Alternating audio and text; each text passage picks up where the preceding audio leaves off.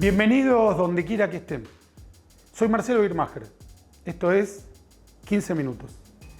En estos días de fines del año 2025 en Argentina se escucha un rumor persistente de discusión, de debate sobre una posible reforma laboral. ¿A qué apuntan las ideas que circulan, que todavía no se han manifestado de forma oficial, ni orgánica, ni explícita, a flexibilizar el sistema esencialmente de indemnizaciones en el mercado laboral argentino?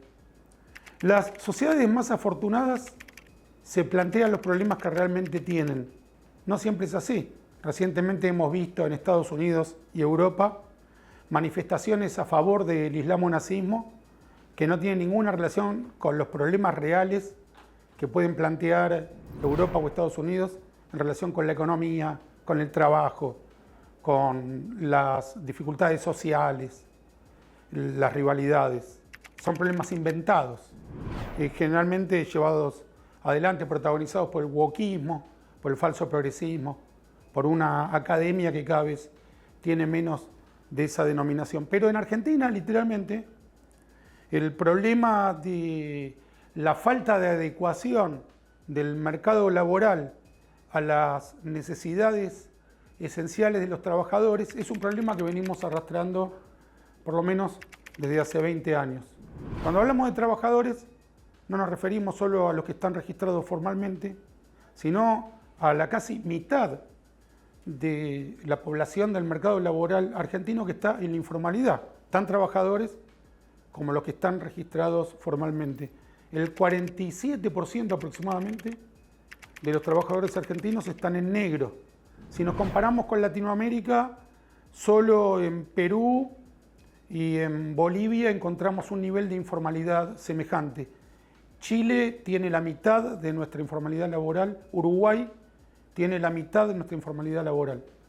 No casualmente, Uruguay y Chile fueron los países que en el periodo post-dictadura, menos periodos de populismo, debieron padecer, una política económica más transversal entre los distintos partidos que se fueron alternando en el poder, y también en cuanto al sistema institucional, al sistema de alternancia, y muy especialmente respecto de la corrupción, fueron de los dos países más ordenados y menos corruptos de la región.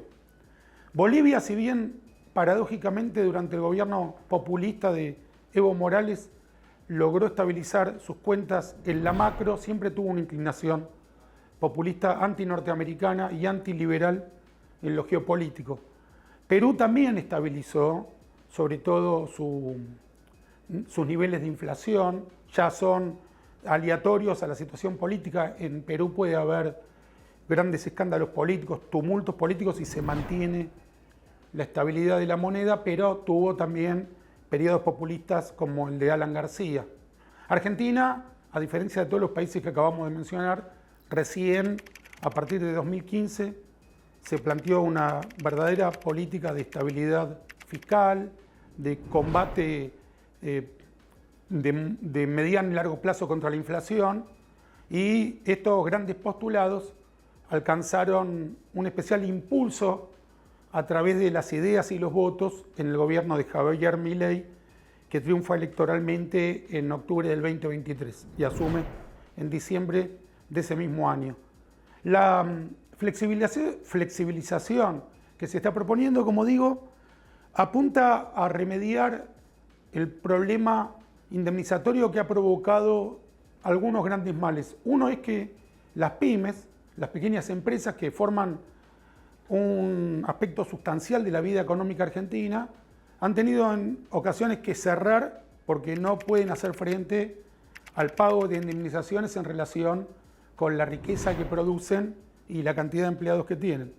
El otro es que se fue generando en el mercado del juicio laboral una forma de resolución que no atiende a cada caso en particular o a las dificultades reales de la relación laboral, y automáticamente le da la razón al demandante, el contratado, aun cuando no haya ninguna justificación racional, y el pago que tiene que efectuar el contratista, y hablamos de pequeños contratistas, no solo puede cerrar la empresa, sino que también va generando un sistema de falta de productividad, de falta de calidad, porque se genera una cierta cantidad de trabajadores que prefieren ganar un juicio laboral a ejercer de un modo productivo su propio trabajo. Esto ocurre en distintos estamentos, rubros y gremios del mercado laboral argentino. Ese es un problema real que viene arrastrando a la Argentina desde hace décadas y que no afecta en su cambio o en su repensar los derechos reales de los trabajadores. Pensemos en el mundo, cómo se fueron conquistando las conquistas, perdón por la redundancia, cómo se fueron produciendo las conquistas sociales.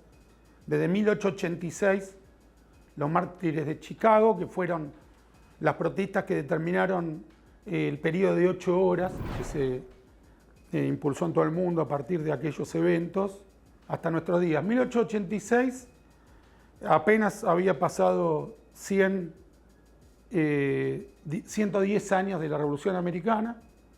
Había una serie de conflictos no directamente relacionados con el mundo laboral, por ejemplo, la proteica y virtuosa invitación de Norteamérica a los inmigrantes de todo el mundo, los choques culturales, las diferencias en cuanto a la ideología de los trabajadores inmigrantes, la rivalidad contra el concepto de propiedad privada, el anarquismo, el socialismo, el comunismo. Pero si lo comparamos con el resto del planeta, los norteamericanos vivían más prósperos y libres que la mayoría de los países del resto del mundo. Los europeos emigraban a América, no viceversa.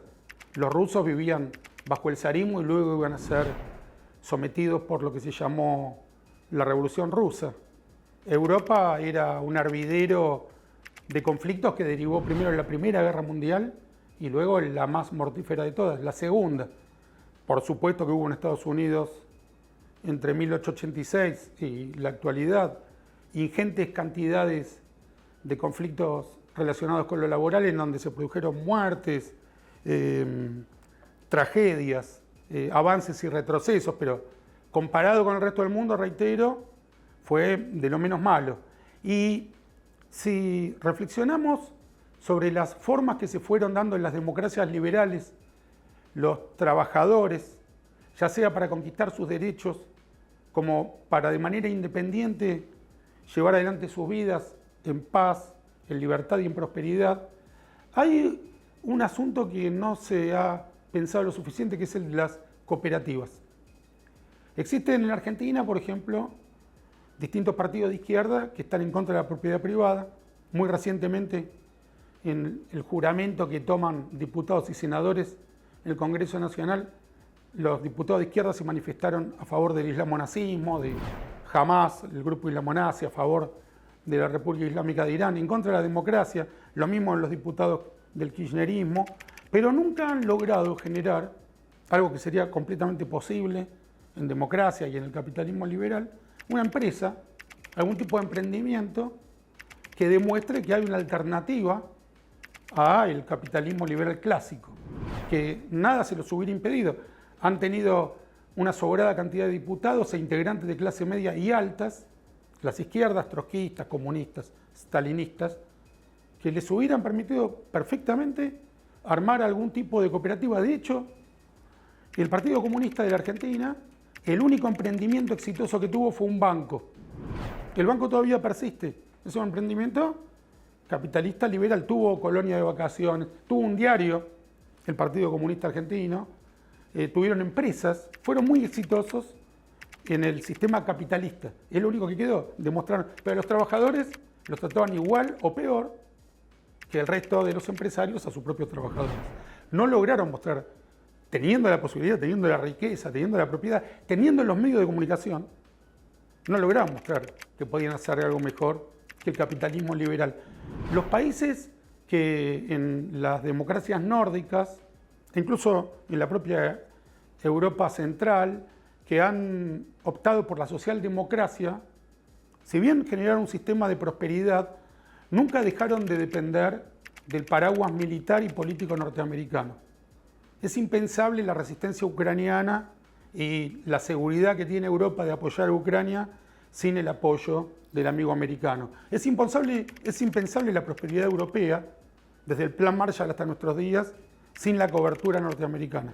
De modo que, de algún modo, el capitalismo liberal clásico, o digamos el liberalismo inicial o fundacional, sigue siendo un combustible, un motor de que esa Europa socialdemócrata o filantrópica siga funcionando bien hasta que la terminen de arruinar, como lo están haciendo ahora, permitiendo la ingente entrada de islamonazis, no inmigrantes, que es otro asunto, sino de invasores desde hace ya más de un cuarto de siglo.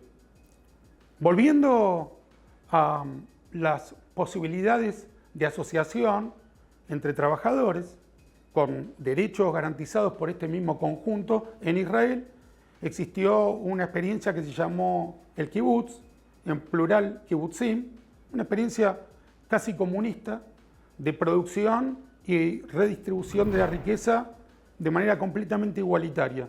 No había cárceles, no había conflictos que derivaran en hechos de sangre bajo ningún concepto, pero fracasaron por la mera falta de interés de los habitantes de esos experimentos, de granjas colectivas eran, de continuarlas. A partir de mediados de los 80 y muy especialmente a partir de los años 90 se fueron disolviendo pacíficamente, se convirtieron en empresas, varios de ellos, en empresas capitalistas liberales.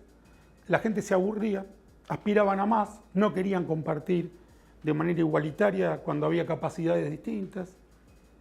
De modo que hasta donde podemos avisorar el panorama, nos encontramos con dos convicciones. Una es que el capitalismo liberal en democracia ha resultado el menos malo de los sistemas, por elección de la mayor parte de las personas que componen esas repúblicas y países. Y el segundo, que en Argentina el sistema laboral actual está dejando afuera a más de la mitad de los trabajadores. Aferrarse a dogmas, aferrarse a atavismos, no va a mejorar la situación. Podemos también señalar que quienes supuestamente defienden los derechos de los trabajadores, mencionamos antes la izquierda marxista, pero también el kirchnerismo, nunca, en el caso de la izquierda marxista, nunca ninguna de sus propuestas, leyes, actividades logró mejorar ni en un centavo el ingreso de los trabajadores argentinos. Y agreguemos que la mayoría de ellos no trabajan, los propios integrantes de, digamos, la dirigencia de la izquierda. No cumplen ningún rol productivo atendible. Y en cuanto al kirchnerismo, fue el movimiento, más que un partido político, un movimiento que más saqueó el erario en toda la historia de la Argentina reciente, desde el 83 hasta acá, ocasionando un perjuicio al pueblo argentino que es incomparable con cualquier política económica que podamos pensar también del 83 para acá. Alcanzaron una excelencia en el robo, en la corrupción.